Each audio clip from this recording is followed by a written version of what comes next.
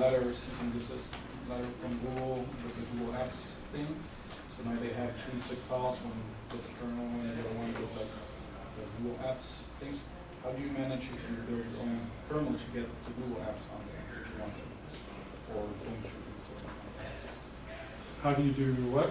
Because when you, well, this process with CyanogenMod is like you wipe your phone, Yep. you install like the CyanogenMod ROM, Yep.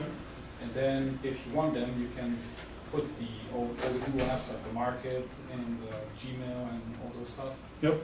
That comes with a separate zip file. Most of your applications are,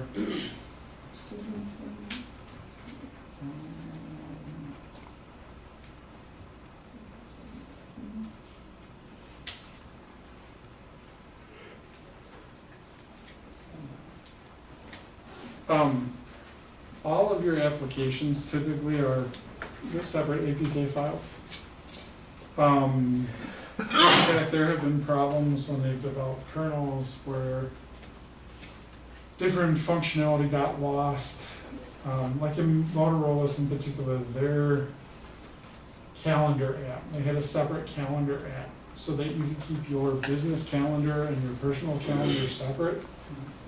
So you can actually take as well, I pulled off of the stock image, the Motorola calendar APK, and you can just copy it to your SD card and run it, and it will install it. So when you install the program, does the APK remain on the device, or? I mean, it installs what it needs. Typically, I'll put them on the SD card, and then, after it's installed, you can use it. That's one of the other nice things that came out with, that the open source community came out with ahead of Google's release as well, is that, like with the Zoom in particular, you have the ability to move your applications to the SD card. So as well, if you're running low on resources, you can just go in and literally manage the application and tell it, okay, move this to the SD card. So you moving the Google applications? Yeah, quite a few of them. I tend to run low on space frequently, depending on what I'm working on. And Dan, as someone who hasn't really used Android devices, how's Flash support? How does Flash support? Flash support in the last couple of months has become really good. It was a little flaky to begin with, and there were some errors, but that's pretty consistent now. Is that something you need custom kernel for? No, Okay. Flash support is included in Android, which it is not on the iPhone. But when you say it's included, you have to install it, right? You do have to install Flash, yes, but it's available, I should say.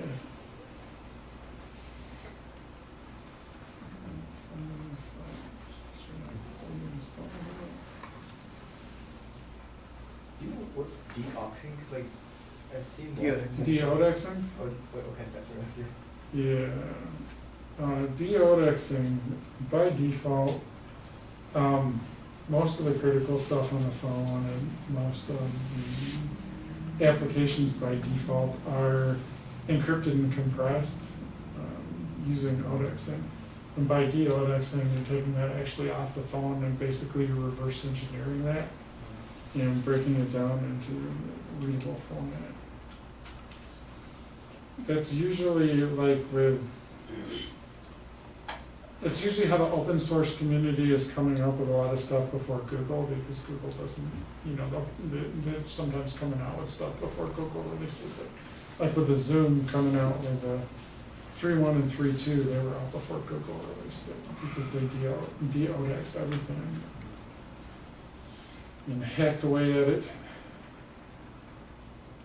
and literally broke it down and basically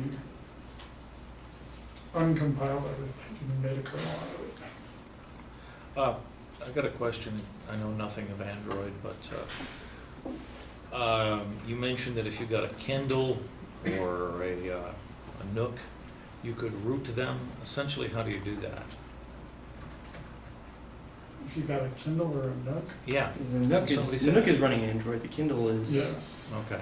running Amazon's twisted, horrible vision of what Linux should be on a e-reader. Anyway, But how would you do can that? root the Nook, you pretty much the same way you root a phone. Basically, you just take advantage of a security exploit and you can install the super user package, and then from there you can install whatever files you want.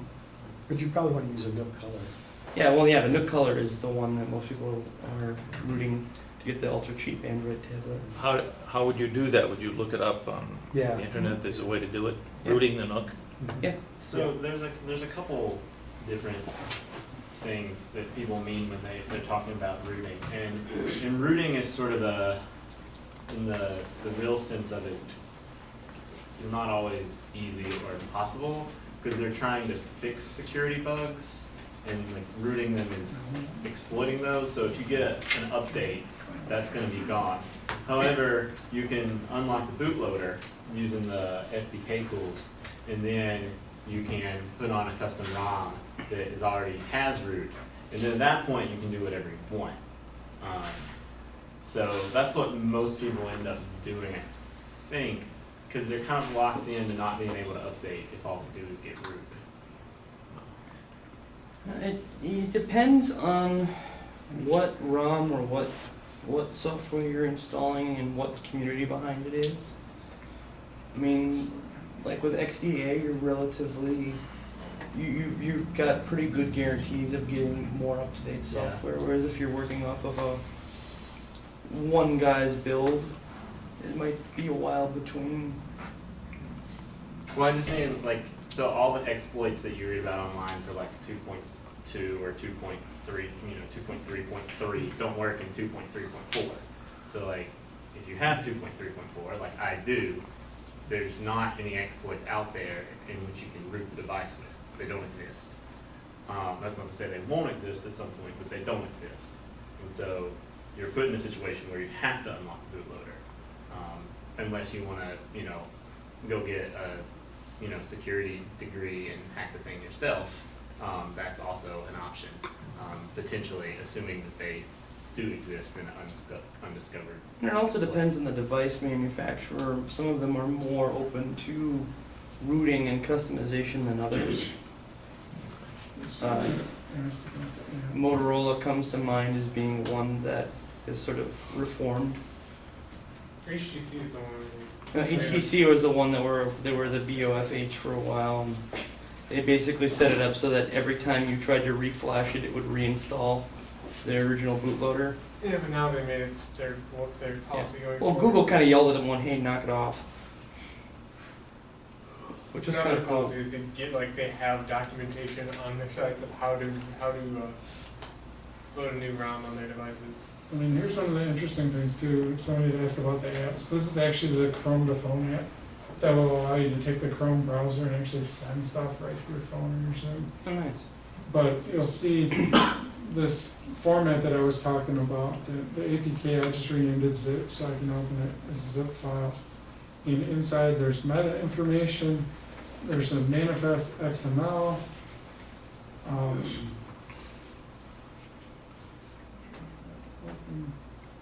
And that one happens to be chunk, but, because it's ODEX, but in the res directory, you'll find this as well. And this is identical to even modifying your picture, but even within your applications, you can take and you can actually modify the icons even within your applications. And I played around with that in Google Maps, doing messing around with that and making different icons for map objects. The big one, if you play with it,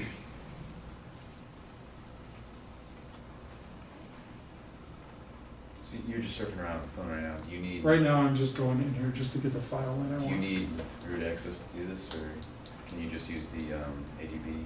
You can just use ADB, and I have this file out here, and since I'm having difficulties with. So even with just using ADB without modifying your phone, you can go in and hack apart your applications and they'll work just fine? Well, let's say. You can, but you'll get a lot of forced closes.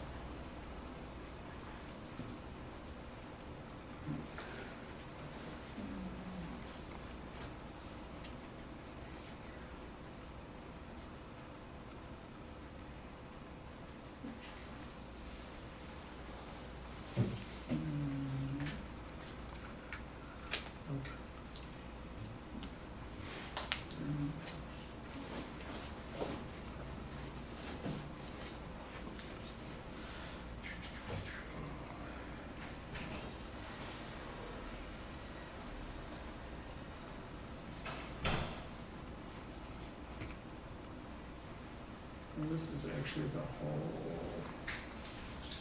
TMA.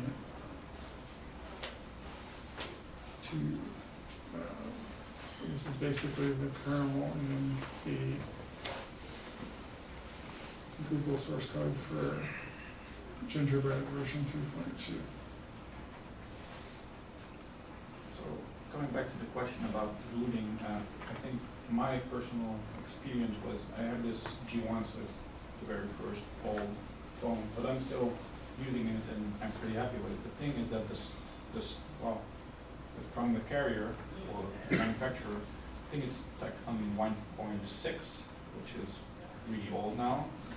And I'm running CyanogenMod, not the latest, because CM7 is not supported for that phone, but CM6.1, and that has Android 2.2, which is granted not the latest, but for me it's good enough, yeah.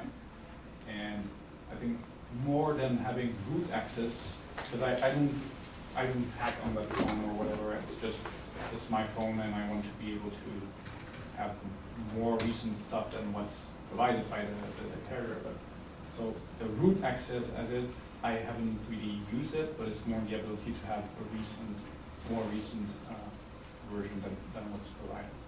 Yeah, most of it's just, well, at least for me, you're doing it because you can. You know? Yeah. And there's minor stuff like you can recalibrate your battery and things like that, and get rid of all the crapware and install different icons. It says it's definitely, I think the biggest one for me was navigation. Yeah. I got that, and what is this, I don't remember what it was running, but yeah, I'm using CyanogenMod.